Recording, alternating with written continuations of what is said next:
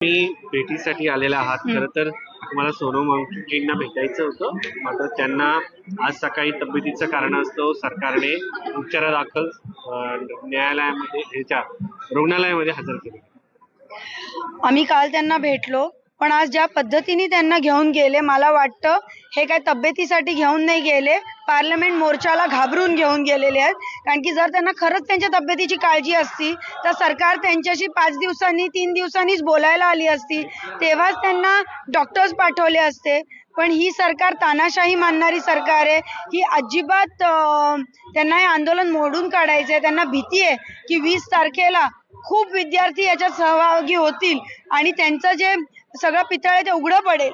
कारण की त्या बिचाऱ्या विद्यार्थ्यांची मागणी काय आहे की बाबा नीटचा पेपर फुटला, हे फॅक्ट आहे, आणि ते फक्त एका मंत्र्याचा राजीनामा मागतायत. ही फार छोटी मागणी आहे आणि शांतपणे एक शास्त्रज्ञ, एक एन्व्हायरमेंटलिस्ट, एक एज्युकेशनलिस्ट आज आंदोलन करतायत.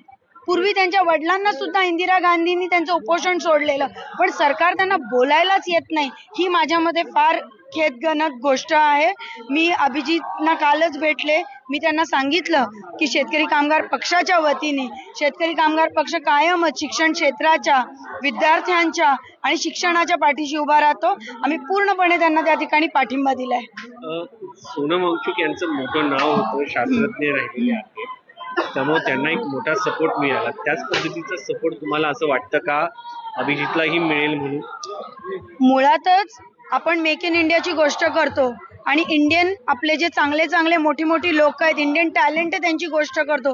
पण जर या इंडियन टॅलेंटला या पद्धतीची वागणूक मिळत असतील, वांगचुक साहेब असतील किंवा अभिजित असेल, अभिजित पण एक अतिशय एज्युकेटेड मुलगा आहे, या देशाचा ॲसेट आहे, मग त्यांच्याबरोबर अशी वागणूक होत असेल तर चुकीचं आहे. मला निश्चितपणे हा विषय आता फार पेटलेला आहे. जसा सपोर्ट सोनमजींना मिळतोय तोच सपोर्ट अभिजितला सुद्धा मिळेल. ती पार्टी डबल थोडी आहे, एक पार्टी घ्या ना.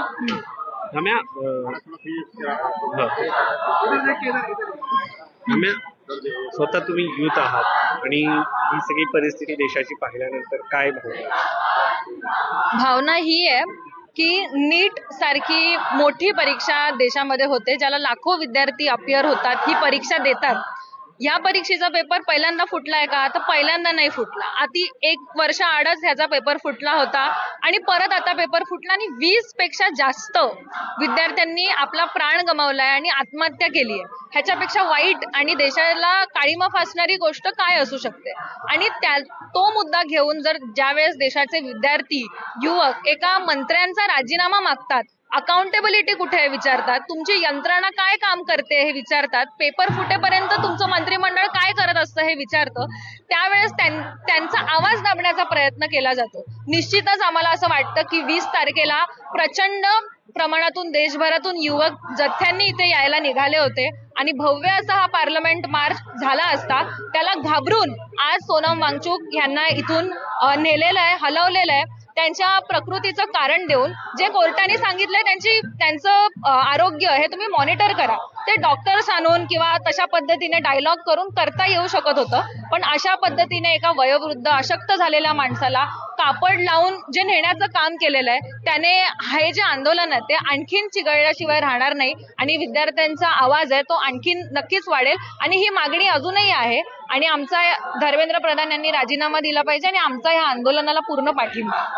एक महत्वाचा मुद्दा हा आहे की तुम्ही महाराष्ट्रामधील एक प्रादेशिक पक्ष आहे, मात्र बाकी जे प्रादेशिक पक्षाचे नेते आहेत, काँग्रेस सारखा पक्ष आहे किंवा उद्धव ठाकरे तिकडनं पत्रकार परिषद घेतात, जमिनीवरती नेते स्वतः तुम्ही एक उपोषण करत नाही, लोकांसाठी लढत नाही, कोणीतरी एक शास्त्रज्ञ येतो त्याला उपोषण करावं लागतं, कुठेतरी विरोधी पक्षाने देखील याच्या संदर्भामध्ये जी भूमिका घ्यायला पाहिजे ती घेताना दिसत नाहीये. असं म्हणता येणार नाही. वेळोवेळी शेका पक्षांनी किंवा इतर प्रादेशिक पक्षांनी वेगळ्या वेगळ्या मुद्द्यांवर मोर्चे केलेत, आंदोलनं केलेत. मग ते वोट चोरी असो किंवा आम्ही केलेलं अनेक कांद्यावरचं आणि आंब्यांवरचं आंदोलन असो, राजू शेट्टींनी जे केलं, पण अनेक वेळा मी राजू शेट्टींनी प्रादेशिक गोष्टींबद्दल एक म्हणायचं आहे की नीटचा पेपर फुटल्याच्या धर्तीवरती महाराष्ट्रामध्ये टीईटीचा पण पेपर फुटला. एमपीएससीच्या पेपरमध्ये एवढ्या अॅनोमलीज आहेत काही वर्षांपूर्वी एमपीएससीचा पेपर फुटलेला, ज्या राज्यामध्ये लाखो विद्यार्थी एमपीएससीच्या भरोशावरती आपलं फ्युचर कुठे आहे हे शोधत असतात. मग ह्याच्याबद्दल पण प्रश्न विचारतात येत सगळे प्रादेशिक मुद्दा हा पक्ष. पण आहे. अनेक प्रादेशिक पक्ष अनेक वेळा बोलत असतात, संसदेत बोलत असतात. त्या संसदेत किंवा विधान भवनात त्यांना वेळ पुरेशी दिली जात नाही. दुसरं म्हणजे आपली मराठी मीडिया चांगली आहे, ती तरी थोडंफार दाखवते, पण अनेक मीडियाला सुद्धा आज बंधन आहे दाखवण्याचं. अनेकदा फेसबुक पेजेस पुल डाऊन केले जातात. प्रमुख विरोधी पक्ष म्हणून जर आपण पाहिलं तर काँग्रेस आहे, राष्ट्रवादी आहे आणि उद्धव बाळासाहेब ठाकरे यांचा पक्ष आहे. ना उद्धव ठाकरे इथपर्यंत पोहोचले, ना आदित्य ठाकरे पोहोचले. सुप्रिया सुळे इथे सेशनच्या निमित्ताने पार्लमेंट मिटिंगच्या संदर्भात आल्या होत्या, त्यांनी भेट घेऊन गेली. प्रत्येकाची करण्याची स्टाईल, हे करण्याची स्टाईल वेगळी आहे. पण मुद्दा हा आहे, आपण मुद्दा भरकटतोय असं मला वाटतं. मुद्दा हा आहे की नीटच्या ज्या विद्यार्थ्यांमध्ये सुसाईड केला त्यांना न्याय मिळालाच पाहिजे. धर्मेंद्र प्रधाननी राजीनामा दिलाच पाहिजे आणि आम्ही पूर्णपणे शेका पक्ष म्हणून अभिजित दिपकेंच्या आंदोलनाच्या पाठीशी उभे आहे.